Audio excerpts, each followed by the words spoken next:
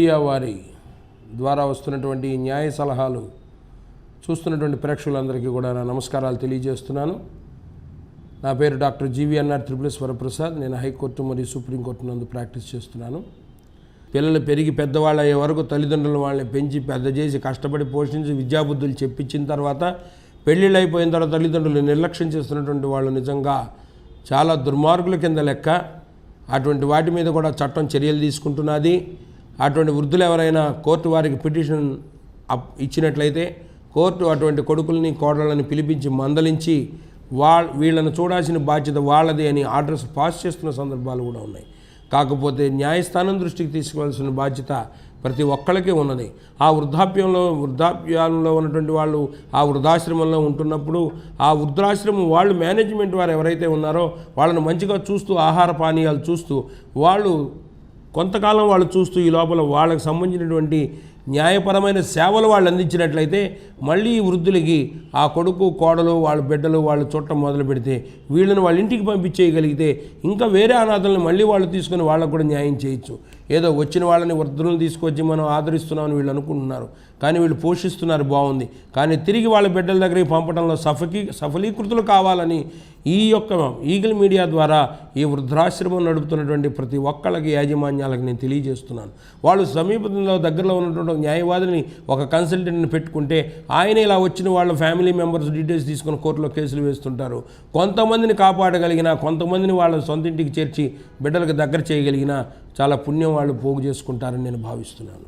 అదేవిధంగా ఈ వృద్ధాశ్రమాలు నడుపుతున్న వాళ్ళు ఒక లీగల్ కన్సల్టెంట్ని పెట్టుకొని వాళ్ళ దగ్గరికి ఎవరైతే వృద్ధాశ్రమంలో చేరారో వెంటనే వాళ్ళు డీటెయిల్స్ ఇచ్చి ఆ న్యాయవాది ద్వారా సరైనటువంటి ఇన్ఫర్మేషన్ సేకరించడానికి ప్రయత్నించాలి. ఎటువంటి పరిస్థితుల్లో అంటే నిజంగా ఈ తల్లిదండ్రులను ఆ కొడుకులు ఎవరైతే ఉన్నారో వాళ్ళు ఆస్తులు తీసుకొని వీళ్ళని రోడ్డు మీద పెట్టేసేసి వృద్ధాశ్రమానికి పంపించారా, లేదు నిజంగానే వాళ్ళకి అటువంటి స్థితిగతులు లేక వాళ్ళకే సరి అయినటువంటి సంపాదన లేక వీళ్ళని వృద్ధాప్యంలో సరైన పద్ధతిలో చూడలేక వాళ్ళకు మందులు ఇప్పించలేక వైద్య సహాయం అందించలేక సరైన తిండి పెట్టలేక నిజంగానే వాళ్ళు బాధలు పడుతూ ఇటువంటి వృద్ధాశ్రమాల మీద ఆధారపడి వాళ్ళ యొక్క క్షేమం దృష్ట్యా తీసుకొచ్చి ఇక్కడ పెడుతున్నారా? ఎందుకంటే వృద్ధాశ్రమంలో టైంకి భోజనం పెడతారు, వాళ్ళకి టైంగా వాళ్ళకి కావలసినటువంటి మానసిక ఉల్లాసం కలిగించేటువంటి పద్ధతుల్లో వ్యాయామాలు కానీ ఆటలు కానీ ఆడుకొని నలుగురు కూర్చొని మాట్లాడుకొని ఒంట్లో వాళ్ళ హాస్పిటల్ తీసుకెళ్ళటం మందులు ఇవ్వటం ఇట్లాంటివి చేస్తున్నారు. కాబట్టి మా దగ్గర కంటే మా తల్లిదండ్రులు మా యొక్క దీనస్థితిలో మా దగ్గర నుండి బాధపడటం కంటే ఈ వయసులో వాళ్ళని అక్కడ ఉంచితే వాళ్ళన్నా ఉద్ధరిస్తారని ఉద్దేశంలో చేరిస్తే తప్పు లేదు. అలా కాకుండా అంతా బ్రహ్మాండంగా ఉండి ఆస్తుపాస్తులు తీసేసుకొని సంపాదన ఉండి అన్నీ ఉండి విలాసాలకు వాళ్ళు ఖర్చు పెట్టుకుంటూ కొడుకు కోడలు మనవాళ్ళు మనవరాళ్ళే మనమే లోకం అనుకుంటూ కొడుకులు కూతుళ్ళే లోకం అనుకొని తల్లిదండ్రులు నిర్లక్ష్యం చేస్తున్న వాళ్ళని మాత్రం ఉపేక్షించకూడదు. అటువంటి వాళ్ళని సమగ్రంగా ఇన్ఫర్మేషన్ తీసుకొని న్యాయస్థానం ముందుకు తీసుకొచ్చి వాళ్ళ కౌన్సిలింగ్లు జరిపి వాళ్ళ గుణపాఠం చెప్పి తల్లిదండ్రులను మళ్ళీ వాళ్ళు సక్రమంగా చూసుకునే మార్గంలో పెట్టాలి. ఇవాళ తమ తల్లిదండ్రులను తమ నిర్లక్ష్యం చేస్తున్నట్టు భవిష్యత్తులో తమ బిడ్డలు తమలను నిర్లక్ష్యం చేస్తారనే విషయం కూడా ప్రతి ఒక్క తల్లి తండ్రి ఆలోచించాల్సినటువంటి అవసరం ఉన్నదని నేను తెలియజేస్తున్నా. చాలామంది ఏం చేస్తున్నారంటే మా బిడ్డలను ఊటీలో చదివిస్తున్నాం, షిమ్లాలో చదివిస్తున్నాం, అక్కడ చదివిస్తున్నాం, ఇక్కడ చదివిస్తున్నాం, తర్వాత బీటెక్ చేయించేసాం, తర్వాత ఐఏఎస్ చదవడానికి వాజీరామ్ దానికి ఢిల్లీ పంపించేసామని చంకలు కొట్టుకుంటూ చదివించుకుంటున్నారు. కానీ వాళ్ళకి మెకానికల్గా డబ్బులు పంపిస్తూ వాళ్ళని చదివిస్తూ హాస్టల్లో పెడుతున్నారు. కానీ తల్లిదండ్రుల యొక్క ప్రేమకు వాళ్ళు దూరం అవుతున్నారనే విషయం ప్రతి ఒక్కళ్ళు గుర్తుంచుకోవాలి.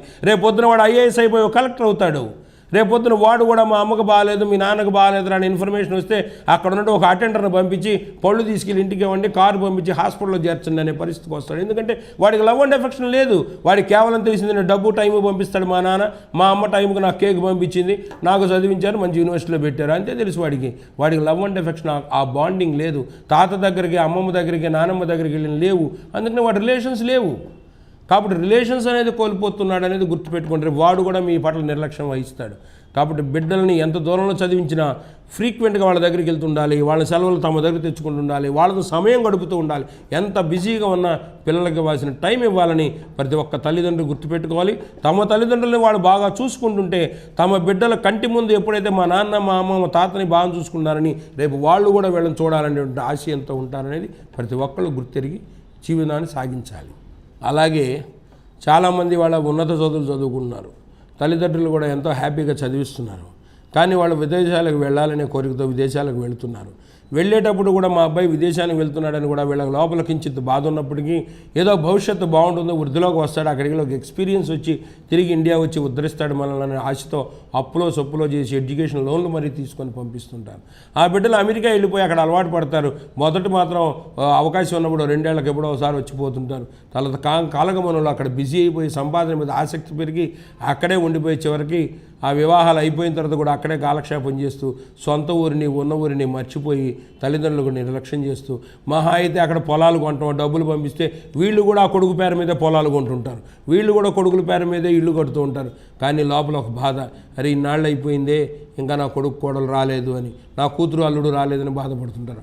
ఆ బాధకు వెలగట్టలేం అనేది ప్రతి ఒక్కళ్ళు గుర్తుపెట్టుకోవాలి. జీవితంలో డబ్బు ఒకటే ఇంపార్టెంట్ కాదు, at the same time human values important. Values లేని ఎడ్యుకేషన్ దేనికి పనికిరాదు. తల్లిదండ్రులను చూడలేని వాడి దేశంలో ఏం ఉద్ధరించేదా? తల్లి బతికుండంగా తండ్రి బతికుండంగా వాళ్ళ మనసులో ఏముందో వాళ్ళకి ఏం చేయాలో చేయాలి. అంతేగాని వాళ్ళ రుణం ఈ ప్రపంచంలో ఎవరో కూడా తల్లిదండ్రుల యొక్క రుణం తీర్చుకోలేరు. అలాగే తన తల్లి బ్రతికుండంగా తన ఇష్టమైనటువంటి ఒక డైమండ్ నెక్లెస్ తీసుకొచ్చి మెడలో వేస్తే ఆనందం, కానీ ఆవిడ చనిపోయిన తర్వాత ఫోటో దగ్గరికి వచ్చి ఒక డైమండ్ నెక్లెస్ తీసుకొచ్చి ఆ ఫోటో గిట్ట చూపించి పెళ్ళాం మెడలో వేసుకొని ఆనందపడతాం కాదు చేయవలసింది. ప్రతి ఒక్కళ్ళు ఇవాళ అమెరికాలో ఉండిపోయారు, ఎంతోమంది ఇక్కడ బాధతో ఉన్నారు. ఇక్కడ తల్లి చనిపోయిందిరా అంటే వాడు రావడానికి వెంటనే రాలేడు. మీరు అన్నీ కానివ్వండి, నేను 12 రోజుల లోపల వస్తాననే పరిస్థితుల్లో ఉన్న రోజులు కొన్ని ఉన్నాయి. ఒక్కొక్కడైతే అస్థికులకు ఏం కావాలో చూడండి, నేను కాశీ పంపడానికి ఎంతో చెప్పండి, ఎయిర్ టికెట్లు కూడా నేనే పంపిస్తాననే రోజులు ఉన్నాయి. లేదా నా పేరును సంకల్పం చెప్పి అంత్యక్రియలు చేయించేయండి అని అంటున్నారు. ఎక్కడో కొంతమంది మాత్రం హుటాహుటిన అమ్మ కోసం నాన్న కోసం పరిగెట్టుకుంటూ వస్తున్నారు. ఇంకా కొంత మానవతా విలువలు బతికున్నాయి కాబట్టి ఆ సంస్కారం ఉన్నటువంటి కొంతమంది వస్తున్నారు. అవి పూర్తిగా అడుగంటకుండా పెద్దవాళ్ళు కానీ సమాజంలో సంఘ సేవకులు కానీ వాళ్ళందరికీ తెలియచేయాల్సింది ఏంటంటే తల్లిదండ్రుల ఎడల నెరవేర్చవలసిన బాధ్యత, పుట్టిన నేల మీద నెరవేర్చవలసిన బాధ్యత తెలుసుకోవాలని ప్రతి ఒక్కళ్ళు గుర్తించాలి, గుర్తుపెట్టుకోండి.